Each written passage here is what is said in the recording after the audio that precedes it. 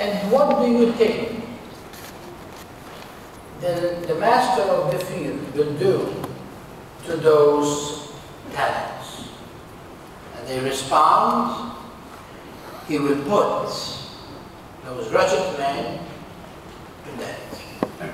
And he will lease his vineyard to someone else. Dear people, in the first reading today, we have the platform of the gospel. Remember that the first reading and the gospel are parallel to each other. And first we have the prophecy, the gospel is the fulfillment. So the prophet Isaiah today has said, I want you to make a judgment between me, this is the Lord, and my vineyard. I have done everything for my vineyard, but my vineyard gave me nothing but sour grapes. What shall I do? I will take the wall that I built around it, that protects her from the wind. I will give it to gazing. I will not prune it. I will not even allow rain to come on it, because I will make a ruin out of my vineyard. The gospel today is just the parable, which is the parable of the history of salvation. If you look at the story of the chosen people, not only he formed them, not only he loved them, but he fulfilled his promise to give them, after he bring them from the land of Egypt, a country that they never planted, they never built, a country that gives milk and honey, a country that is really given to them as a pledge for what God, in his love, do for people. And after all this, after he showed his love, what the chosen people did, they threw themselves in front of false gods. They did apostasy. And what he is going to do now? He sent his prophets to remind them of the covenant. Not one, not two, but 16 of them. And they killed them all. That's why Jesus said, now you want to put monuments to the prophets? Your fathers killed them, so you are nothing but the children of murderers. And we know that not only sent the prophets, and the last one was John the Baptizer, who says, repent, because the day of the Lord is about to take place, is coming. But he sent his only son. And this is what they did to him. Let us kill him, so we can inherit his inheritance. Let us kill him, so that we can have all that he possesses. And that exactly is the story of each one of us. God, from time to time, he reminds us of his love for us. Not only through the proclamation of the gospel, but even through the day by day that we live. He provides for us. He gives us everything that we need. And really, everything that comes to us is from the bounty of his love, because he is a God of love. He is a God of mercy. He knows that humanity was, is, and will be the humanity with a fallen nature. But with all this, he continued to love us. He sent us his son. And what we did to him, we killed him. We killed him because he said, I come to my own and my own rejected me. And some of you say, well, that was 2,000 years ago. Well, it's still in our days, dear people. You have members of your own family. You have members of your own friends. Maybe you has rejected his love. He is calling you to come to have a relationship, and you are comfortable in the life that you are living, a life of sin, a life of darkness. And because of this, you reject his invitation. But I'd like to go on that second reading today Because St. Paul, as he writes to the people of Philippi, he is also writing to you and to me. And there is one sentence in that reading that I am going to quote it to you. And that is how confident Paul was about his very life. And he said to them, I ask you that you continue to live what you have learned, what you have heard me say, what you have seen me do. I don't think that any one of us, including myself today, will have that courage to stand up and say to the whole congregation of us those beautiful words. Learn what I have taught you. Continue to be what you have heard from me. And follow the example that you have seen in me. And if we do so, then we don't have no anxiety. Then we come and offer our petitions and prayers to the Eternal Father and give Him thanksgiving, as we are doing right now. Then we have great consolation, because this is the excellence of all prayers. When we gather around an altar and offer to the Eternal Father the sacrifice of His own Son, that sacrifice that wiped away the sin of the world and gave us that reconciliation with the Father. When St. Paul said, what you have learned from me, what you have heard me say, and what you have seen me do, how can we apply them today in our church so our church can be productive? Today, our bishops of the United States have dedicated this Sunday, the first Sunday of October, for pro-life. Many people think that we are here just to attack people who do abortion. We are not here to attack nobody. We are here to speak about the dignity of the human life.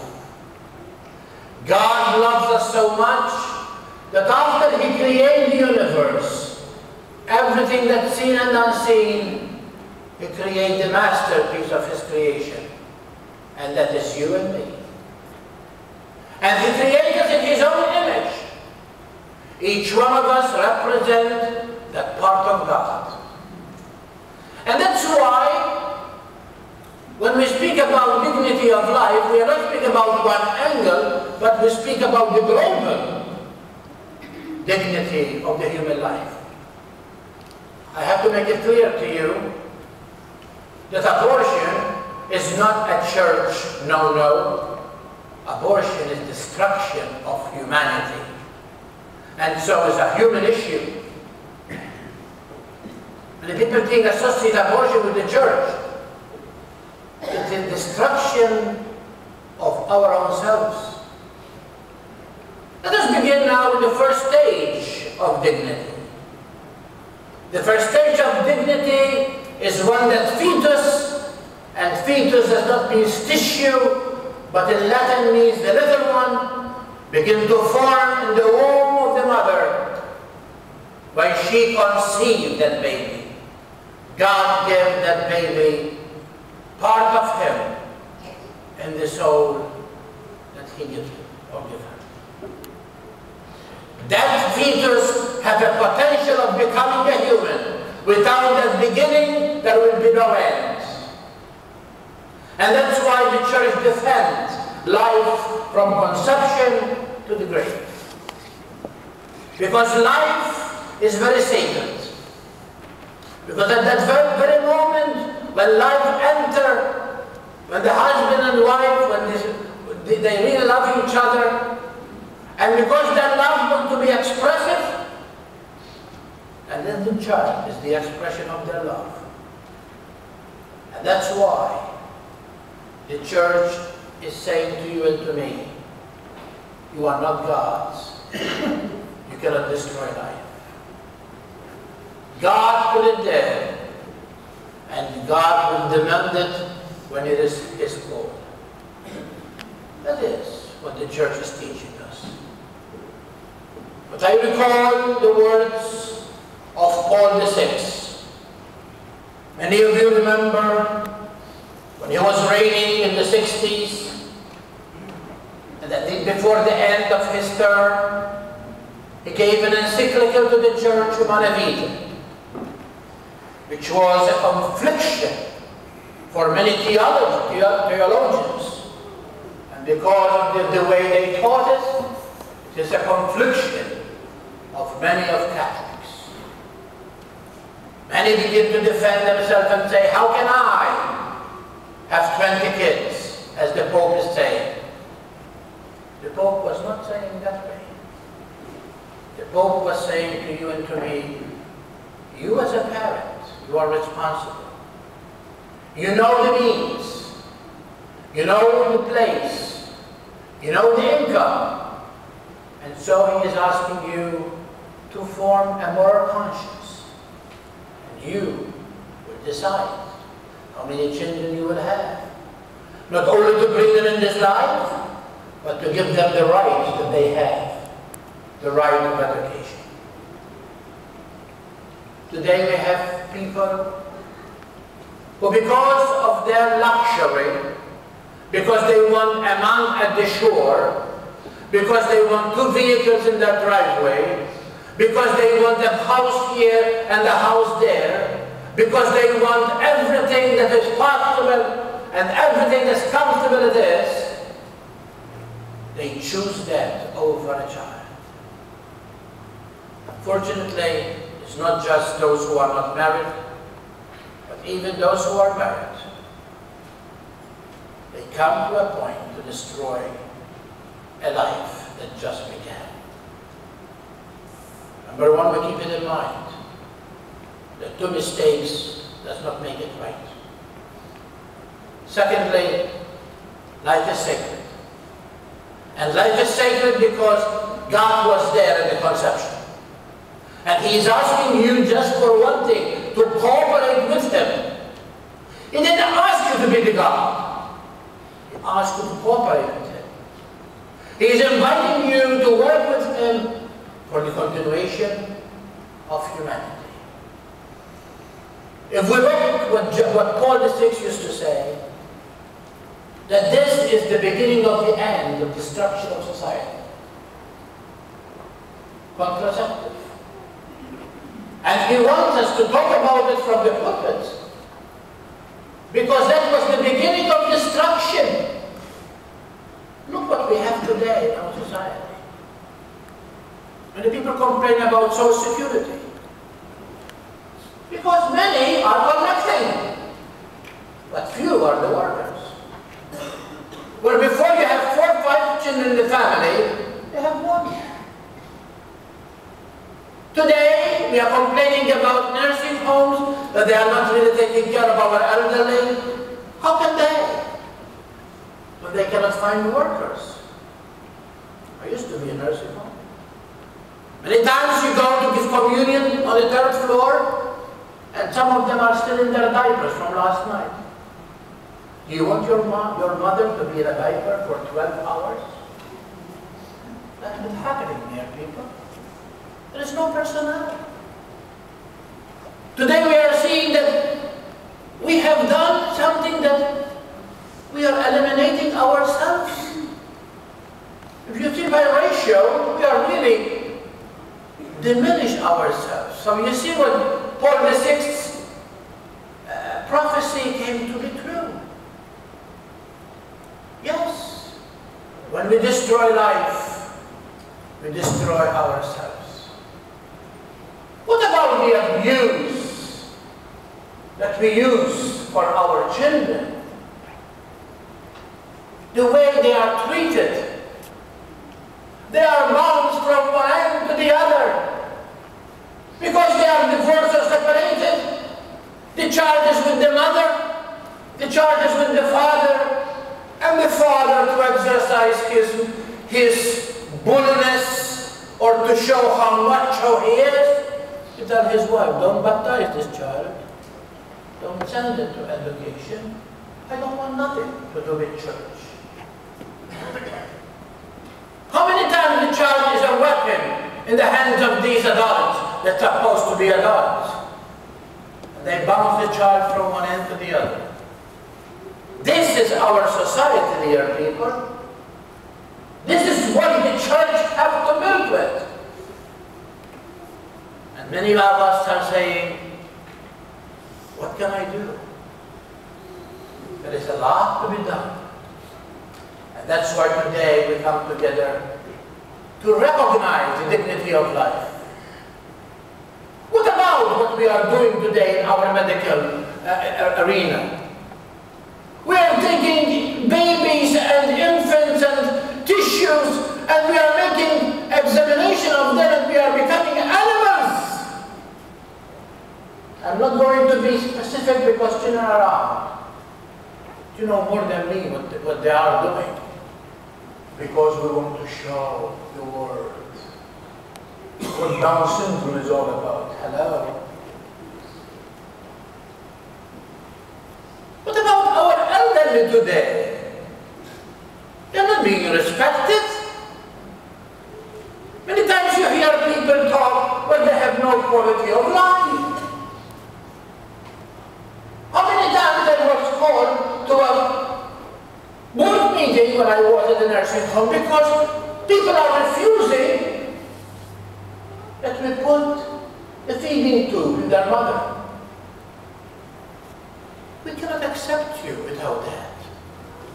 Open your ears very carefully. I'm going to tell you what the church requires when it comes to the state. Whenever a person is unconscious, in a trauma, when a person is not willing to make judgment for herself or himself, and somebody is going to be the power of attorney to make the judgment over that person, the church requires that we feed and we give water to the individual. Extraordinary means are not required by the church. That's for you and the doctor and the third. But you cannot starve a patient. If you want to be in the facilities of the Catholic Church, you need to insert the tube in the person who is in a coma or it is not responding because he cannot make judgment for himself. And the issue is either we insert or here is the permission to take your mother out. What about doctors and nurses and everyone who is involved with the elderly? They have no quality of life. Why let them suffer? A little injection in the intravenous and they will go peacefully. After all, we are helping them. We have heard this. And this has been done to many people. If not your own, you have heard it. We cannot play God. Life is sacred. Life is the ownership of God. That's what the church is saying today. My dear people, we know the truths. We know the words of Christ. Now let us be the one who act upon them. So others who see us the way we live, they will imitate and follow our pattern of life.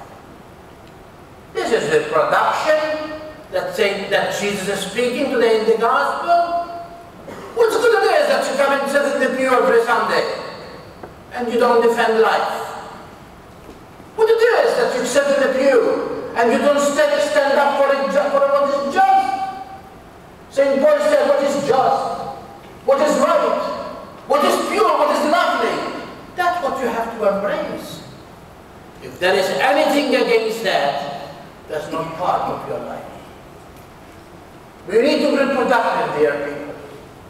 And in order to be productive, we need to understand the message of the gospel.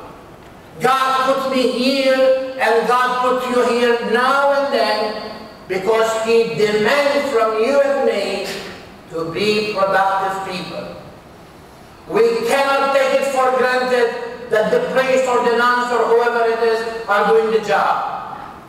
Each one of us, by virtue of baptism, we become immersed in that passion in Christ, that passion and death of Christ. And we rise from that water to be a new creation. You are all called to be Christians. Christians is not a name. Christians is a way of life. Not those who call me Lord, Lord are going to be in the kingdom of my Father, but those who do the will of my Father. Defend life, dear people. Promote it. Live as true Christians. Stand up in the world as true light. You are going to be opposed. You are going to be contradicted. You are going to be pointing finger at you. Don't be afraid. I am with you. It's not you who speak, but I speak through you. Remember the words of Jesus. The true love is that you lay your life for the one you love most. Dear mothers, dear fathers, I applaud you today because you have not only walked the walk, but even immersed in the suffering.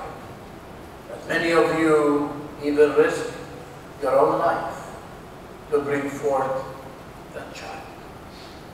But today that child owns his ownership because you make the right decision. Thousands and millions of children do not have this opportunity. Let us look at the gospel today, and I conclude with the question, who I am? A sour grape or a good grape? Who I am? A person who knows Jesus and try to please Him, or after He has loved me, I am the one who rejects Him? That's the question I give you today. For that question, the answer is yes. Blessed are you. If unfortunately is, I don't know, remember what Jesus said.